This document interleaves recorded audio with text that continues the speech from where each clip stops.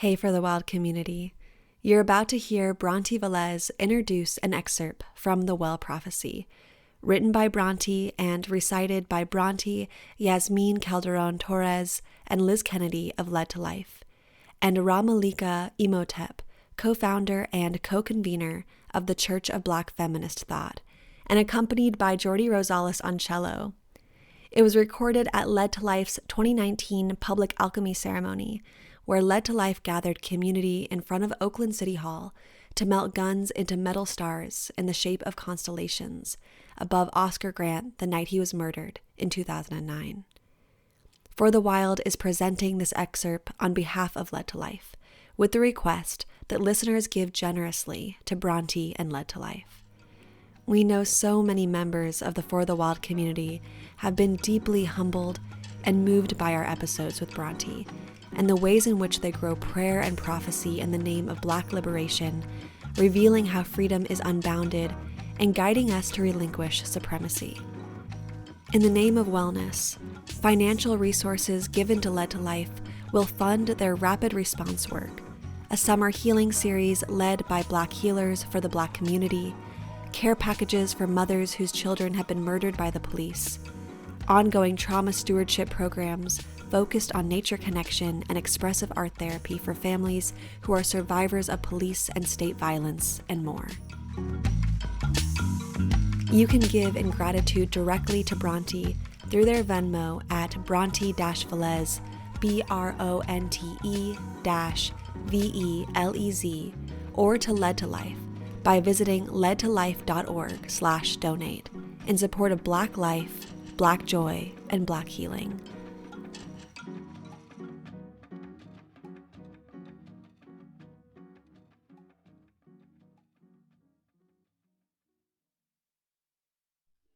Hey, this is Brontë.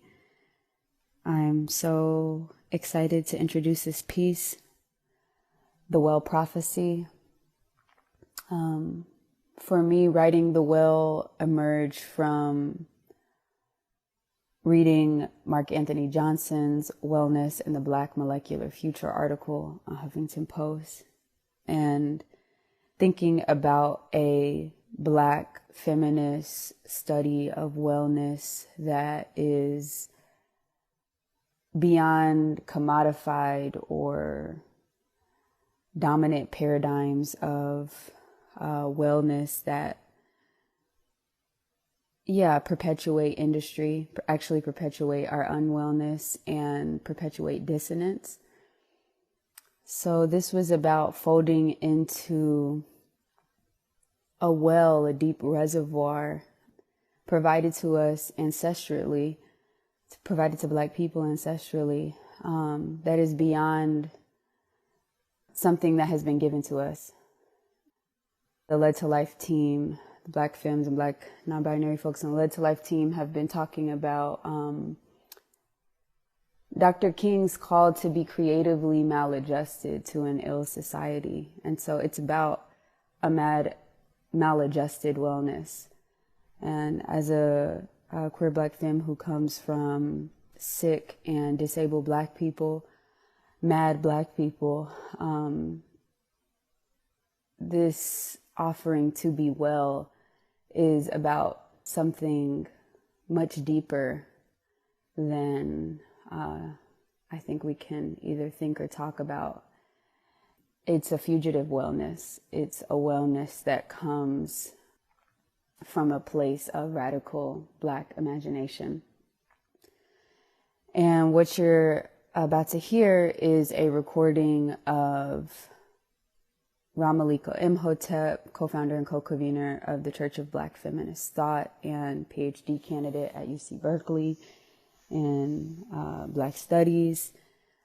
Liz Kennedy, the communications director for Led to Life, among so many other things, other projects, as an organizer, and Yasmin Calderon-Torres, producer for Led to Life, and among so many other things, just deeply connected to bringing Black people back to the land, queer Black folks and queer folks of color to the land.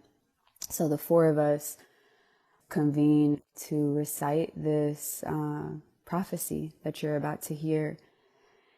we drew upon Alexis Pauline Gumb's Black Feminist Breathing Chorus practice as a study in ecologizing the prophet, and as a study in liberating prophecy from coming from one person, rather calling upon a Black feminist prophetic tradition where the prophecy comes from the community. So we create the conditions where the community becomes prophet. The community is creating experiences and practices that help us murmurate dreams and prayers together. So this was a practice in that simultaneously while we were reciting this, we only practiced once that day, reciting this, simultaneously behind us, there was, to let you know where we were gathered in front of Oakland City Hall after the annual Reclaim the Radical King March held by Anti-Police Terror Project in Oakland, occupied Ohlone territory. And folks gathered to come to this site where there was a furnace, a crucible, and James Brenner, our leadtolife's main metal collaborator and host of Oakland metal artists, came together to support us to transform guns into stars, into molds that were stars that reflected the constellations above Oscar Grant the evening he was murdered 10 years prior.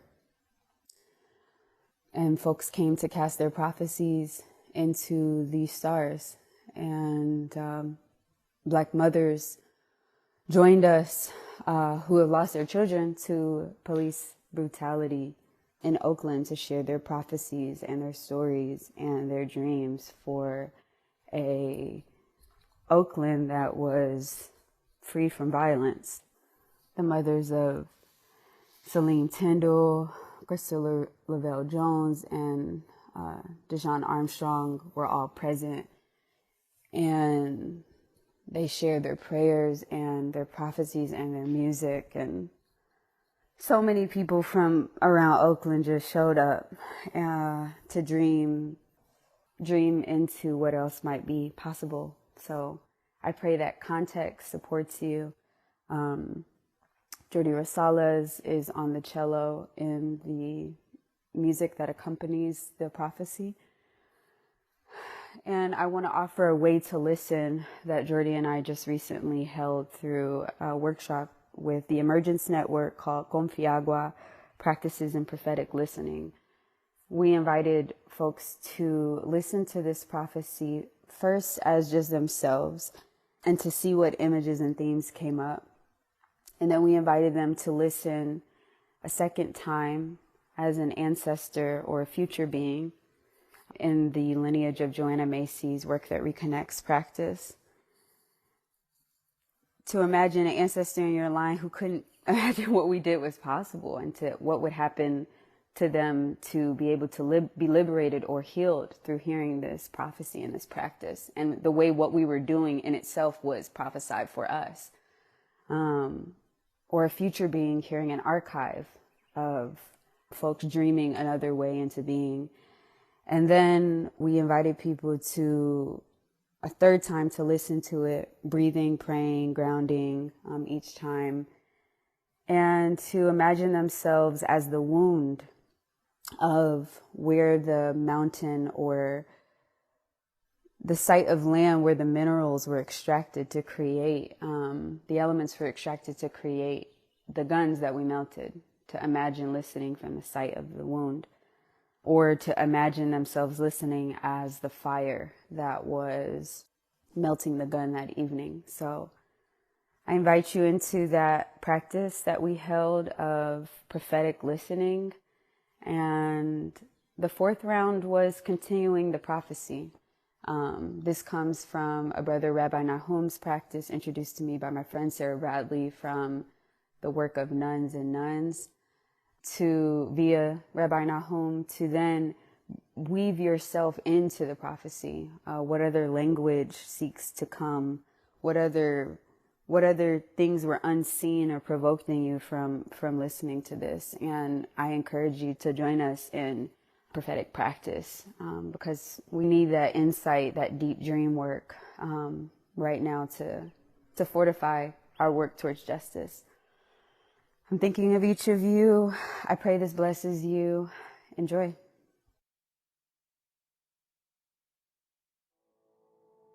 Well, the church said,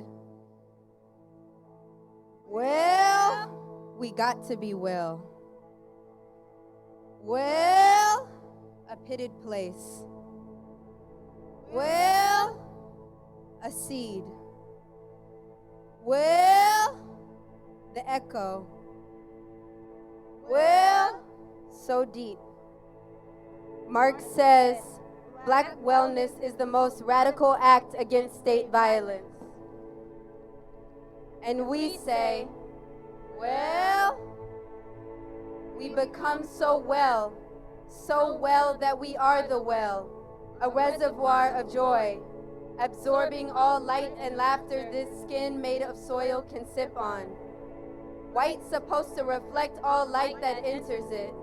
All these reflections and they still can't see themselves? But we gonna keep on being mirror. We gonna keep on keeping on. Cause we gotta be well. So well that we are the well. We learn about the sovereignty of our prayer. Ceremony as a place for the unhomed. Where black ain't a vacuum, ain't the shadow of whiteness, but its own grace. We so black now. We done decomposed darkness as evil out our mouths. We love the night so much that we became the night. We love the unknown so much that they ain't never gonna find us. Our laughter made us fugitives under the spell of numbness. And we say, well, the prophecy has already been written. No need to conjure nothing new. Tubman already let us know. My people are free. My people are free. My people are free. And Alexis said to us, may we continue to breathe in the presence of our freedom. So we inhale, trust it is already here. Nothing future about our freedom, because my people are free. Right in the here and now, my people are free. So if we already free, all we got to do is lay down everything that makes us unfree. All we got to do is be well.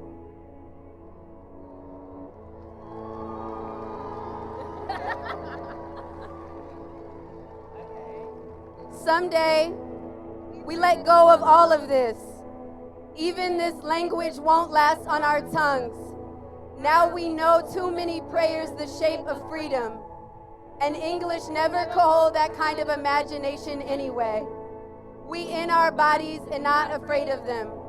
We in our bodies, disciples of listening. We in our bodies entrusted to our flesh. We created the initiations to prepare us to hold the earth while they are birthing us anew. We learn to dance inside the contractions, learn to shake and shapeshift. Ancestors taught us to stir, swirl, drop it low and close to the ground, orbit our own flesh, to fall in love with our body and the many shapes they can take. The earth taught us to do this as they got warmer from ignorance and waste. As the weather became more erratic, as disaster was declared, we listened to the earth and followed suit. While they became enraged, inflamed, a fugitive in their own body, we listened as they asked us to heal ourselves, to bring the huracan and terremoto to our center. We started to shake and rage and shift shape as a reflection of the earth taking their body back. We danced ourselves back home to source, till there was no memory of separation. Because this is not our apocalypse. We have already been revealed to ourselves. This is not our apocalypse. We have come to lay white supremacy to rest. This is not our apocalypse. My people are free. This is not our apocalypse. We have come to lay patriarchy and greed to the ground. This is not our apocalypse. We are giving it back over to the soil to do their work. This is not our apocalypse. We are just offering the eulogy. This is not our apocalypse. We are the doulas. We have been to the mountaintop. We saw that, in truth, the earth itself had become the nigger of the world. They were unearthed and howling, ripped open to make weapons to take black folks from this earth. We have been to the mountaintop. The mountaintop said they don't want nothing to do with that. So we're crying out with the stones. We are crying out with the soil and the volcanoes. We came to bring the weapons back to the earth. So the geography of ossuaries, call them hoods, call them ghettos, call them gone. Each corner some memory of some memory. Too many of the same story. Too many black children gone too early. We wanted a new story to live by. We wanted sanctuary. And we didn't need to do anything to make the ground holy. The ground was always holy. And there was nothing we needed to build. Everything was already here. There was nothing we needed to do. Just shift, just love, just be. And it wasn't easy. We was so entangled. Got liberation and accumulation confused. How you gonna ask a dispossessed people to renounce possession? And yet, this is what is really of us to really be free. Because we found that reparations also meant we had to repair with the earth, our only real home. We wanted our breath back, so we took our breath back. With the artifacts of war, we brought the oaks back. We undammed the creeks. We planted medicine everywhere. The chorus of other beings who miss the trees are singing with us. The ecology done return. The earth wasn't a metaphor. We had to really ask them, what do you need? Trusting that our needs will always be in alignment with their health and wellness. Well, we were scared. We wondered, where is black me after everything is laid to rest? If they lay down their guns, if they lay down their chapels and governments, who do I become when they use my body as the scaffolding for their violence? But then I surrendered, asked, will I become you again, sweet soil? Ocean, will I be like you, full and everywhere? We keep our breath flowing so our joy can come home. We undam our chest. Our joy, like water, like salmon, got perfect memory. It is always on its way. We always on our way. We always been the way. My people are free. My people are free. My people are free. My people are free. Thank you.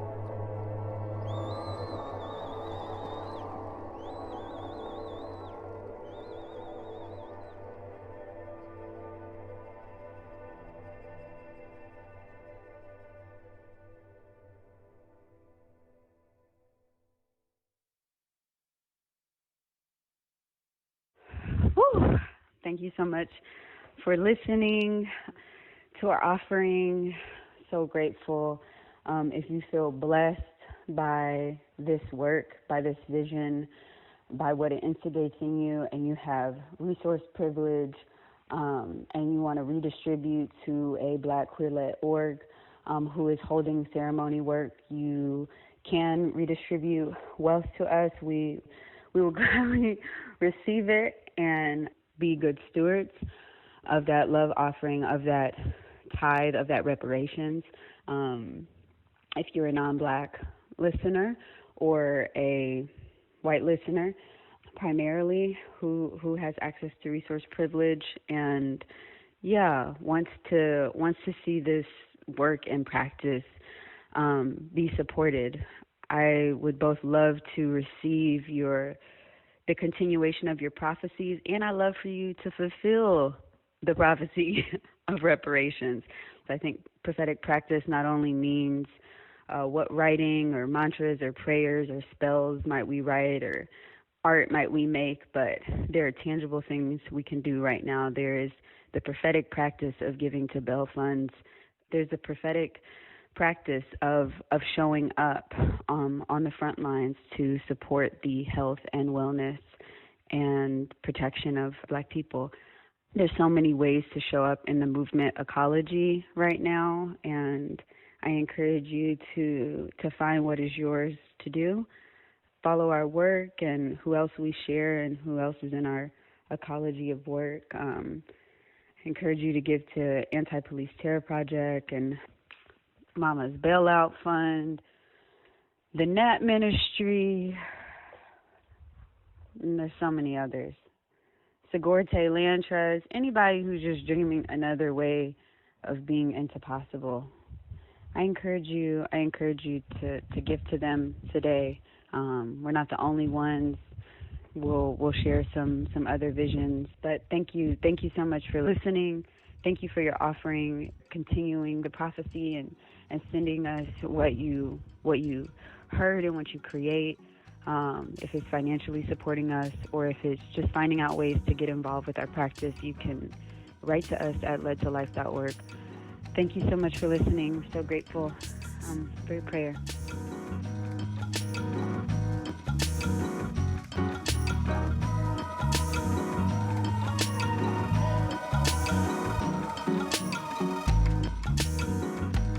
The music you are hearing is from Siba Kapstad. Thank you all for listening.